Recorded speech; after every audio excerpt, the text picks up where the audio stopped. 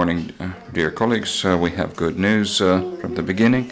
Over the last 24 hours, as a result of fighting, none of the soldiers were killed or wounded. The drones were not flying over as well, but the adversary keeps provoking Ukrainian armed forces using rifles. There were 4 cases of the regime of quiet from illegal forces in Zaitsevo near Gorlivka.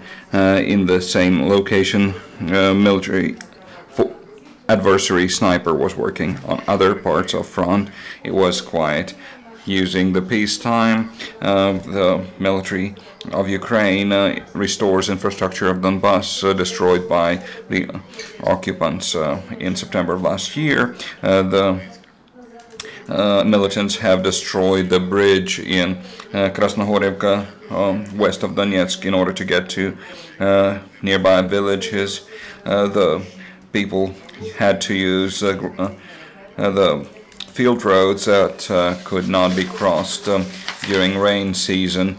So, together with military civilian cooperation Department of Armed Forces, the military and local government and businessmen have joined restoring the bridge. Now the road can be passed. Now the police of Donetsk helps restoring Granitne, the village near the front that was damaged a lot by shelling and bullets and mortars. 9 citizens have died because of the shelling, including 3 children. 9 buildings were destroyed completely, 75 partially. Now 150 children have gone to school, and the school year began. Everything was necessary for the young students for the school was bought by the law enforcement, and now the local police has restored the windows that were destroyed. Ambroskin, the police general, has given the flag that is flying over the school now. In Donetsk, 2 militants were captured. One young man from Dzerzhinsk, who in July of 2014 was guarding the railway station in Gorlivka with firearms. The other one, who lived in Krasnoarmeysk and reported by phone to the militants the locations and movements of Ukrainian military officers, soldiers, and equipment. Now they face 8 to 15 years of prison.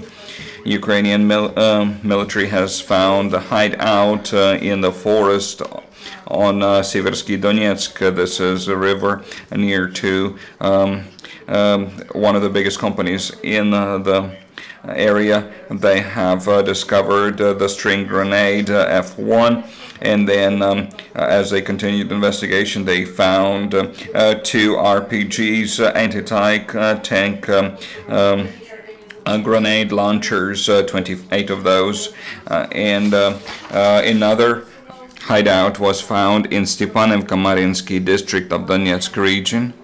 In the courtyard near the abandoned house, they have found an old box with 3 grenades, RGD-5, 3 grenades F1, and several packages of cartridges for AK-47. In Chernihiv, the police and SBU have discovered the hideout with the weapons and equipment, the grenade RGD-5, about 200 cartridges for automatic rifles. The owner was condemned for murder before. Now he is apprehended, and police investigates. In Lugansk, 3-day training for engineering troops was done, and they have been training in discovering and disarming mines and IEDs for clearing the territory using the ZRP portable detonation device to create corridor on minefield 50 meters long, 50 centimeters wide. These skills will be given to all soldiers of their brigades as they train for anti-mine safety. The Special Forces of National Guard of Ukraine and State Service for Protection were jumping with parachutes from helicopter. Their training was to involve arriving to the area of the war conflict to deliver all necessary equipment to the specific location. Other group would be jumping into the water because all other ways are closed. That will help them to overcome psychological barriers. So they will continue jumping at night and other training. The tactical exercise for cadets in Odessa have completed. They have been trained to defend the seashore during day and by night. The cadets have completed the task entrance to this location area,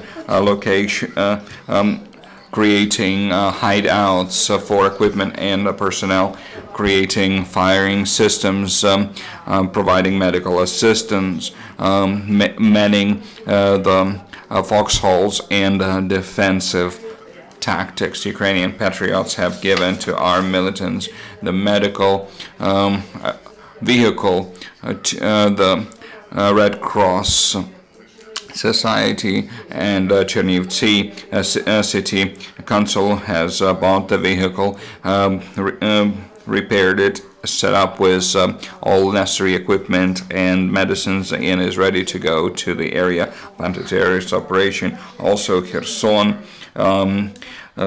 workers have restored 3 auto cranes to build fortification facilities and repair facilities. The valuable gifts from volunteers will join this convoy to the ATO zone to include medicine, food, and other properties. And just recently, the paratrooper brigade number 80 has decommissioned the fighters of the 3rd wave of mobilization. This is procedure of saying goodbye. 123 warriors will return home as they completed their duty to the nation and the state. This is all information for now. If you have questions, please.